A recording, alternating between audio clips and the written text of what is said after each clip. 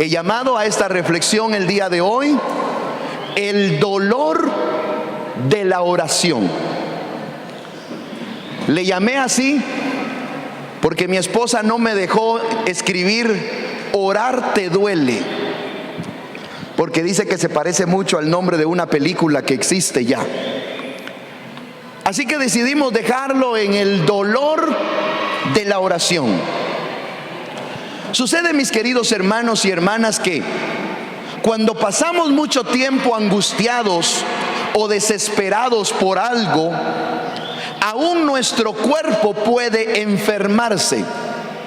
Estoy diciendo que en algunas ocasiones hay enfermedades y padecimientos físicos que son el producto del dolor, de la angustia, de la desesperación que tenemos frente a una circunstancia. Así que vamos al médico y el médico nos hace todos los estudios posibles y luego nos dice: usted no tiene nada, todo está normal. Y usted sigue diciendo: pero me siento mal, pero me duele el corazón, pero me cuesta respirar, pero no puedo dormir. Y es que resulta que cuando pasamos mucho tiempo angustiados o desesperados por alguna situación, aún nuestro cuerpo podría enfermarse. Mire lo que dice la Biblia en Proverbios capítulo 13, versículo 12. La esperanza que se demora es tormento del corazón. Poderoso ese texto. Nos ilustra y nos pone en la perspectiva correcta. La esperanza que se demora es tormento del corazón. Y este texto, mis queridos, aplica muy bien al tema que estamos desarrollando en esta semana sobre la oración. Pues todos oramos con esperanza de recibir una pronta respuesta de parte del Señor, ¿sí o no? Amén. ¿Usted ora para que el Señor le responda? ¿Quiénes oran para que Dios no les responda? Ninguno. Todos oramos con la esperanza de que Dios pronto nos va a responder. Pero sucede, mis queridos, que mientras esperamos, muchas veces nuestro corazón se atormenta. ¿Estaremos de acuerdo usted y yo que Dios es todopoderoso y que Él puede hacer que lo imposible se haga posible? ¿Está de acuerdo conmigo con eso? Vaya. Sin embargo, aunque usted y yo sabemos que Dios es todopoderoso y que Él puede hacer que lo imposible se haga posible, no podemos negar que esperar la respuesta de Dios muchas veces produce dolor y tormento en nuestra vida. Así que podría leer el texto de Proverbios 13:12 de una manera distinta. Lo parafraseo así: la demora de la respuesta a la oración es tormento al corazón. Cuando no tenemos la respuesta, cuando Dios parece que está sordo, no me diga que solo a mí me ha pasado. Cuando parece que Dios no nos oye, cuando parece que no hay manera en la que Dios quiera respondernos, la demora en la respuesta de esa oración es tormento al corazón.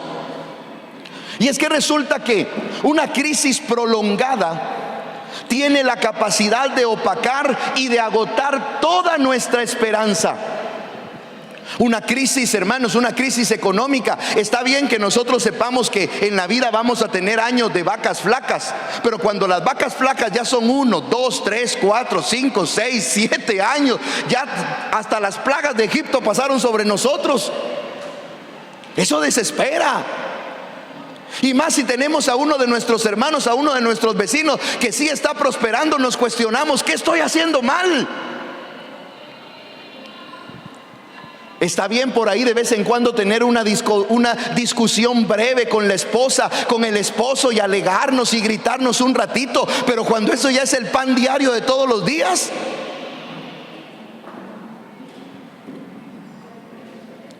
Algunos de nosotros, mis hermanos, hemos orado por sanidad en algún área de nuestra vida y queremos que Dios nos sane, y aplicamos la palabra del Señor: por tu llaga hemos sido curados. Pero llevamos semanas, llevamos meses, algunos de nosotros llevamos años orando por la misma petición, por la misma necesidad, y no vemos ningún resultado.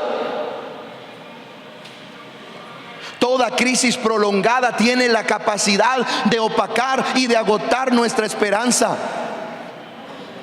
Es más, las pruebas prolongadas, cuando se extienden demasiado tiempo en nuestra vida, esas pruebas pueden hacer aún que sea difícil orar. Sí, mi querido hermano y mi hermana, sí, Dios sabe que a veces a usted y a mí nos faltan ganas de orar. Dios sabe que a usted y a mí muchas veces ya no tenemos aliento para orar y se nos ha atravesado el pensamiento: ¿y para qué voy a orar si no veo respuesta? Si ya Dios lo sabe, si ya le dije, si ya clamé, si ya ayuné, si ya vigilé, si ya hice todo y Dios no me responde, ya no quiero orar.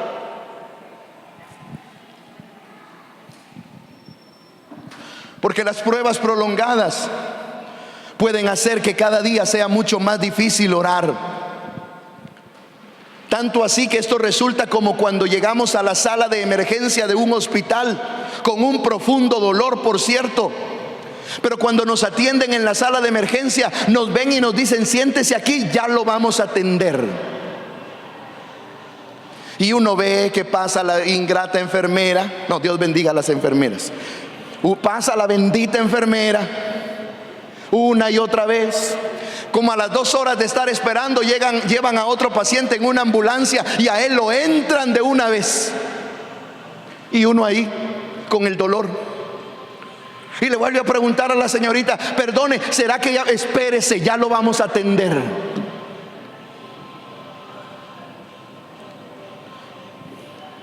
Esa crisis prolongada a veces es como estar esperando en esa sala de emergencia en un hospital, donde con frustración, con agonía y hasta con impotencia se ve como otros van pasando primero en el turno para ser atendidos, y uno ve como una eternidad, y uno ve a veces hasta como imposible el que finalmente lo vayan a atender.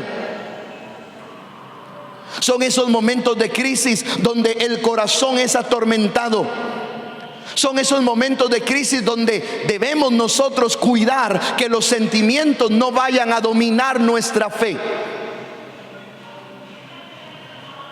Son esos momentos en los que los sentimientos, hermanos, van a fluir espontáneamente. Nos van a decir: Dios ya no te oye, Dios no existe, te está yendo mal por lo malo que sos, te está yendo mal porque así te tenía que ir, porque para eso llegaste al mundo. Y los sentimientos terminan hasta atándonos, sobre todo si esa crisis económica, matrimonial, esa crisis de salud, esa crisis de trabajo se ha prolongado tanto tiempo. Y por eso digo, el dolor de la oración. Y en el primer libro de Samuel encuentro un ejemplo maravilloso para hablar del dolor de la oración. Primer libro de Samuel, capítulo 1, que le invito a lo lea todo detenidamente. Vemos ahí la historia de Ana. Ana era una mujer sumida en un dolor tormentoso. Solo para iniciar le muestro. Ana vivió en un momento de la historia en el que era permitido que los hombres tuvieran 2 o más esposas. Gracias. Ya solo eso, mis hermanos, era difícil. Pero si eso no nos basta, debo decir que Ana tenía como compañera, como la otra esposa, a una mujer que ya le había dado varios hijos al esposo. Y aquella mujer se aprovechaba de que ya había tenido hijos para burlarse de Ana, porque ella no podía tener hijos. Aquella mujer se reía de Ana. Probablemente los domingos para ir a la iglesia les ponía su traje de marinerito a los niños y los llevaba de la mano y le gritaba a Ana: Ana, ya voy a la iglesia con mis hijos. Se burlaba de ella y Ana sufría porque ella no podía tener hijos. El marido de Ana la amaba profundamente, dice la escritura.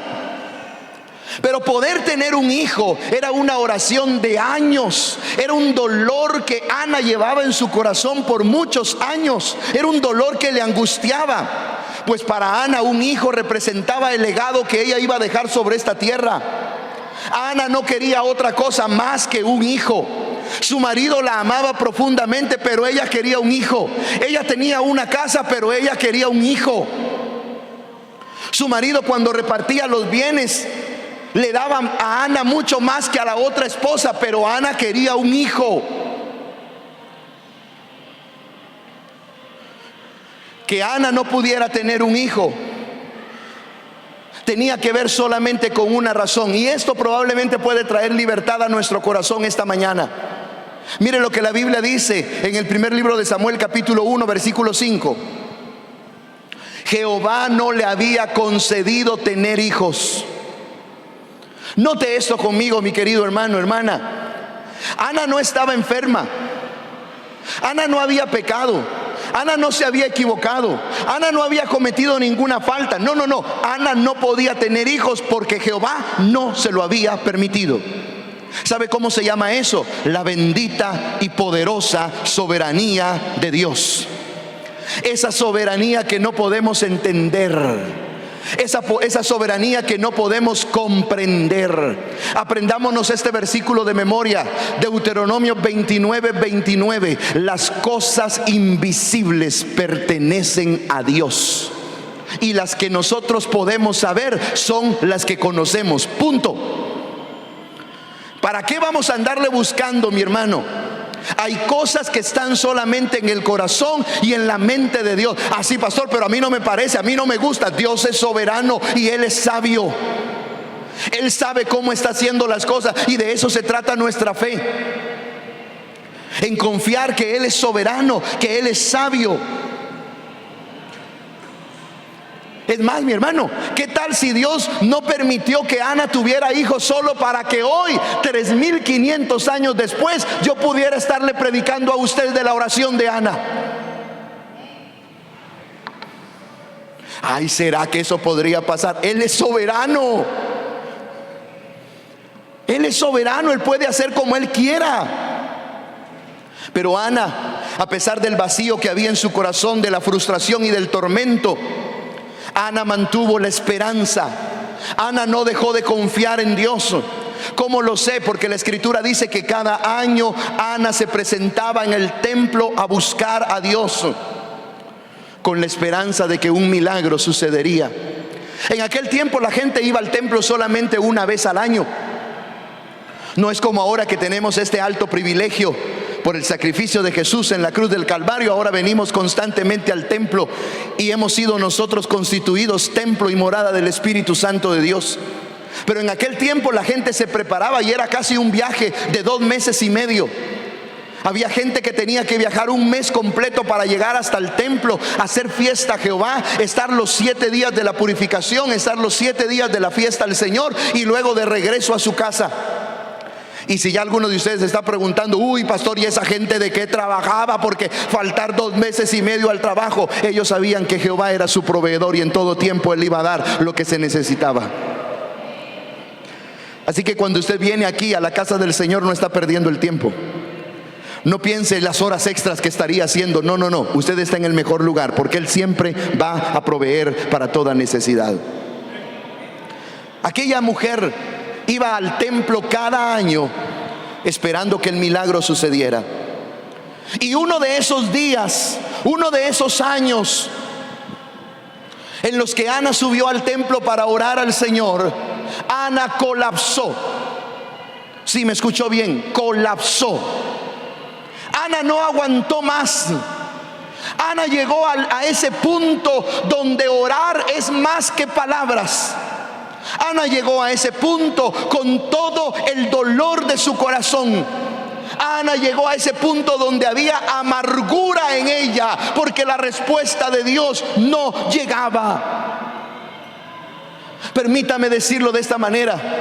Ana era una mujer devota, una mujer piadosa que constantemente oraba, como muchos de nosotros. Pero llega el momento en la oración, mi querido hermano y hermana, llega el momento en la oración en el que debemos dejar de jugar a que oramos y debemos ponernos a orar de tal manera que nos duele la oración. Ana cada año oraba. Cada año iba al templo.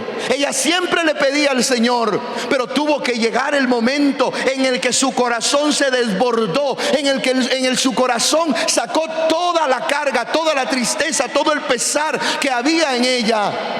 Ese llanto amargo de Ana solo llega cuando una persona finalmente ha perdido toda esperanza. Ese momento de colapso en la oración de Ana solo llega cuando alguien se da cuenta que no hay manera de que las cosas cambien, sino solo si Dios mete su mano de poder en esa situación.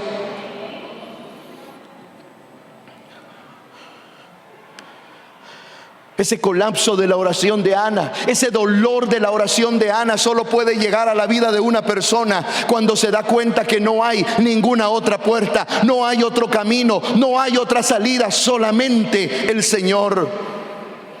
Y en esos momentos de desesperación solemos tomar acciones desesperadas, cosas que normalmente no haríamos. Recuerde que Ana todo lo que quería era un hijo. Y frente al dolor de no poder tener un hijo, el corazón de Ana se quebranta, se duele. Pero mire la decisión que Ana toma en el momento de mayor dolor de su oración.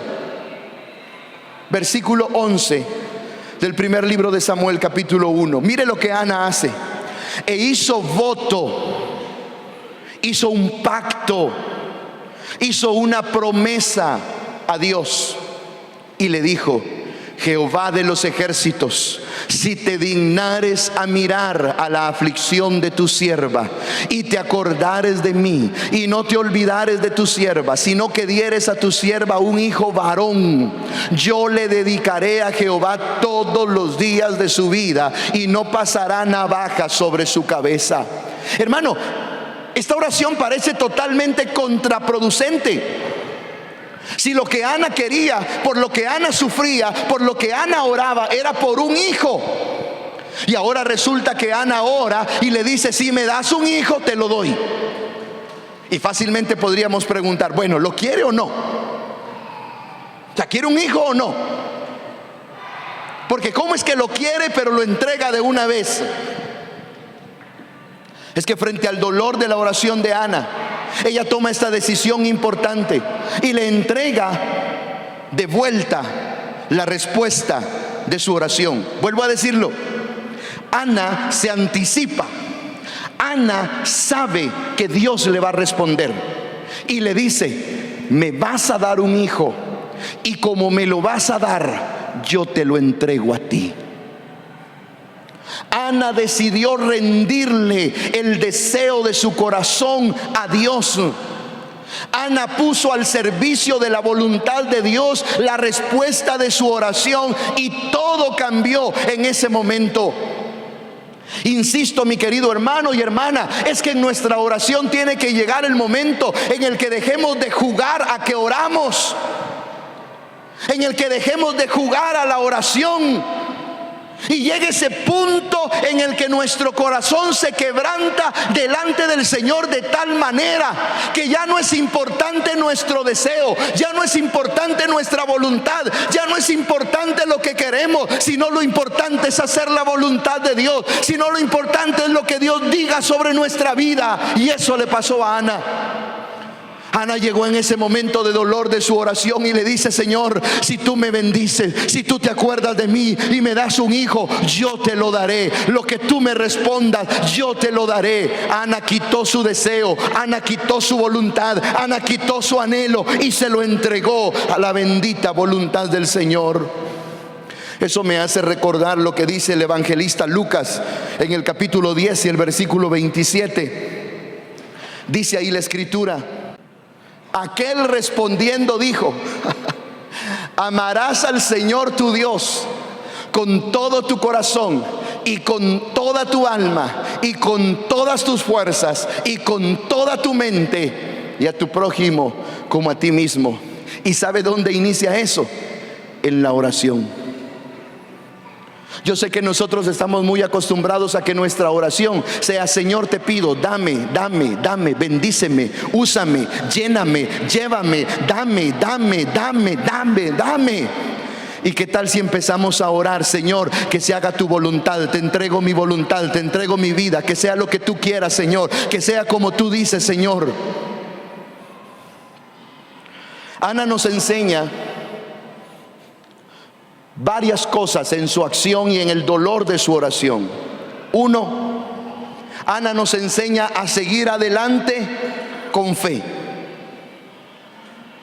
La escritura registra ahí que Ana se levantó después de que oró, después de que rindió su vida. Ana se levantó, comió y fue a su casa de regreso con su esposo para tener intimidad con su esposo. Ahora quiero que note esto conmigo. Tener intimidad con su esposo no era una cosa sencilla para Ana, porque tener intimidad con él le recordaba siempre que ella era estéril.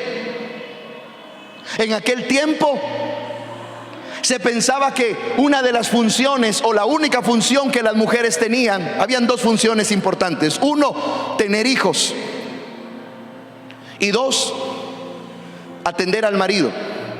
Ese era todo el trabajo de una esposa en aquel tiempo, no había nada más. Entonces Ana regresa con ese marido al que debe atender, con el que debe tener intimidad. Pero ¿para qué tener intimidad si no puede tener hijos? Si no va a quedar embarazada. Si a ella le habían enseñado que tener intimidad significaba que podía quedar embarazada, y Dios no le había dado eso.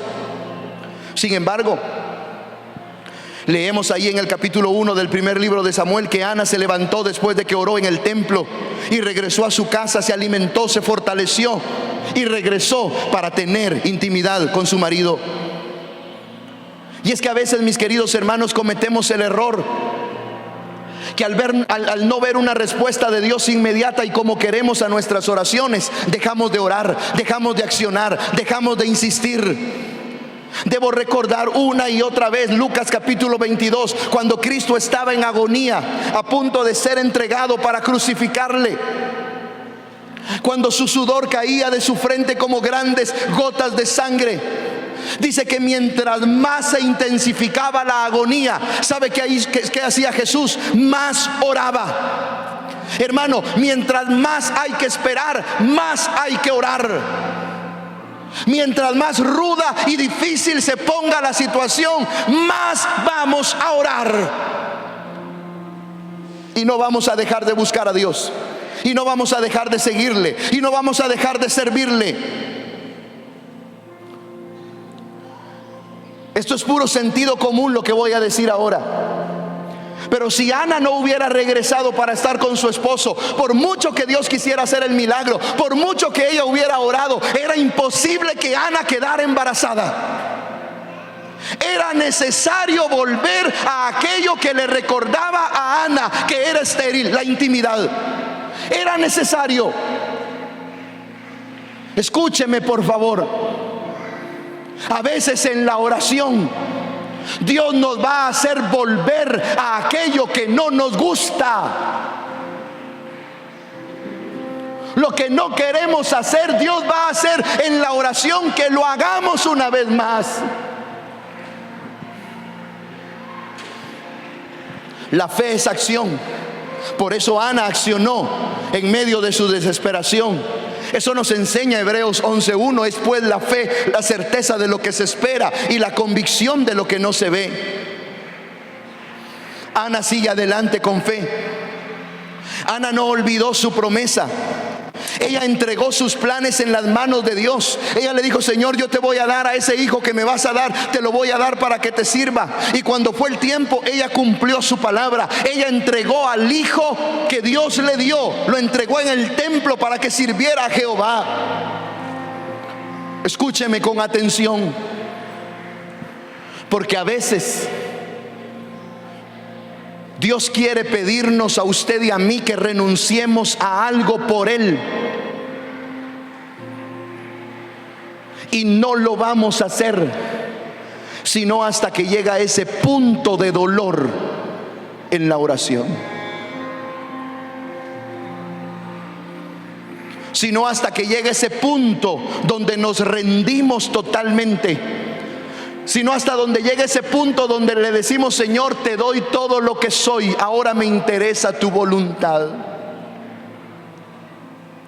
Ana nos enseña también que cuando ya no podemos, es tiempo de rendirnos. ¿Qué gana la nuestra, mi hermano y mi hermana, de seguir luchando si ya la Biblia dice: no con espada y no con ejército, ha dicho Jehová de los ejércitos, sino con mi Santo Espíritu? ¿Qué gana la nuestra, mis hermanos, de seguir siendo ese niño y esa niña berrinchudo, berrinchuda, que seguimos pataleando, intentando que las cosas sean a nuestra manera, cuando siempre se trata de la voluntad del Señor en nuestra vida, esa voluntad buena y agradable y perfecta para cada uno de nosotros? Ana nos enseña que cuando ya no podemos, que cuando ya no aguantamos, que cuando ya la oración nos duele, es tiempo de rendirnos. La rendición es un poderoso secreto en la oración. La oración que provoca milagros es aquella donde nos rendimos totalmente. Usted leyó lo que dice ahí, el versículo 11. Ana se rinde y hace un voto delante del Señor y le dice: Jehová, si tú te acuerdas de mí, yo te entrego a mi hijo. Ella se rindió de corazón, ella se entregó totalmente. Y cuando Ana se rindió delante del Señor, recibió más de lo que pidió. Y he aquí un terrible error que nosotros cometemos. Siempre estamos pensando en todos los ámbitos de la vida, siempre pensamos que dar es quedarnos sin nada, que dar es menos. No, siempre que damos vamos a recibir más. Así funciona Dios. Esas son las matemáticas de Dios. Siempre que damos, en cualquier área, no hablo solo de ofrendas, no, en cualquier área, siempre que damos, no nos quedamos con menos. Él aumenta más en nuestra vida. En el capítulo 2 y el versículo 21 dice ahí la escritura. Sigue, por favor. Capítulo 2, versículo 21. Sigamos. Y visitó Jehová a Ana, y ella concibió y dio a luz 3 hijos y 2 hijas. Esto es fuera de Samuel. Esto es fuera del niño que ella entregó en ofrenda. Y he dicho aquí antes, mi hermano, el número 5 en la Biblia significa gracia. Así que el Señor visitó a Ana con su gracia, y no le dio solamente lo que ella quería, sino que le dio lo que Dios quería. Me hace recordar lo que dice Efesios capítulo 3 y el versículo 20: aquel que es abundantemente poderoso para hacer todas las cosas más allá de lo que pedimos, más allá de lo que imaginamos. El Señor nunca nos dará solo lo que nosotros creemos que nos puede dar. Él siempre tiene más para darnos a nosotros. Su gracia es inagotable. Y finalmente Ana nos enseña que ella creyó la palabra. En el versículo 17 del capítulo 1 dice ahí la escritura: Elí le respondió. Elí era el sacerdote, era el hombre de Dios en aquella casa, en aquel tiempo. Elí, cuando oye la oración de Ana, le dice: ve en paz, y el Dios de Israel te otorgue la petición que le has pedido. En ese momento Ana se levantó, limpió sus lágrimas, se alimentó, se fortaleció y se fue de regreso a casa a poner en acción su fe. Ella tuvo fe que recibiría la respuesta a su oración. Ella tuvo fe que recibiría la respuesta al voto que hizo delante de Dios. Ella se levantó, ella accionó. Ella escuchó que el hombre de Dios le dijo: ve en paz, y que Dios conceda tu oración, y que Dios conceda tu petición. Porque has orado con dolor, porque has orado con quebranto, porque has orado con amargura, y esa oración te ha llevado a rendirte delante del Señor. Mi querido hermano y hermana,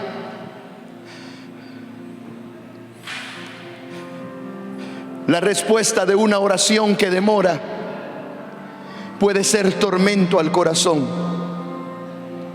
Pero en ese momento de dolor, de oración, en ese momento de dolor y de quebranto, es cuando experimentamos la gracia de Dios y podemos entregarnos a Él completamente. En ese momento de dolor es donde dejamos de pensar en nuestra voluntad y en nuestro deseo, y entendemos la voluntad. Entonces nos rendimos con libertad, y al rendirnos recibimos del Señor la respuesta que nuestra vida necesita. Esté de pie conmigo, por favor.